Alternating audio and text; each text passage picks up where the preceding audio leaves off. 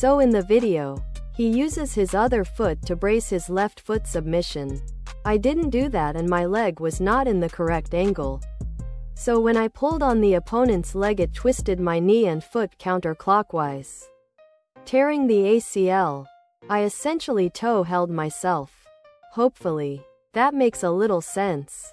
I'll throw in my 2 cents just to give you some semblance of a cash figure. I tore the labrum in my hip, and surgery and recovery for that are very comparable to a torn ACL.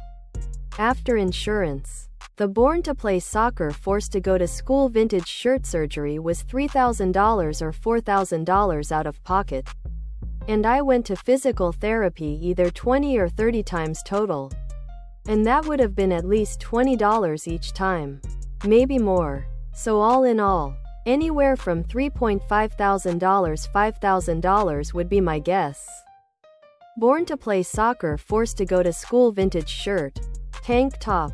V-neck. Ladies' tee for men and women. Tank top. V-neck. Less than a week ago, I decided I was going to ride our mini few drinks. I got on it backward by drug accident. That means the controls were backward. About 3 seconds later, wham onto concrete. I pick my old ass up, then drunkenly ponder the problem. It didn't hit me, so I jumped back on and got a little more aggressive with turning. A number of possibilities. The quad straightens a bent knee. Typical movement. So jumping up to get to a Born to Play Soccer forced to go to school vintage shirt bouncing ball.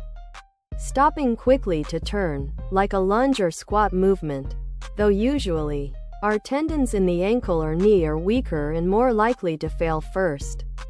Starting a sprint, also more likely to be a hip flexor or calf failure first. Or a string if overworked. Or possibly from kicking the ball hard. Not a PT, but injured me enough playing soccer to learn where, why, and how the legs fail. Official Born to Play Soccer forced to go to school vintage sweatshirt. Hoodie. Sweatshirt. Hoodie. Agreed with every single point. Especially under stretching up before a game. His is almost always the case. You basically have to do gymnastics level stretch and warm up for your legs before soccer. A typical mistake I always see from beginners or people that haven't played in a long time. If you think you've stretched and warmed up enough, do like 5 to 10 more minutes of Born to Play Soccer forced to go to school vintage shirt stretching and warming up. Then you'll be good. She told me she saw me with bruises all the time, but this was the worst. It touched my heart that this person I never spoke to was noticing red flags like that. I finally convinced her I was okay by asking her to grab my wrist. It instantly turned red and then purple within a few minutes. Once she realized how easy it is to bruise me, she was much happier. Other products.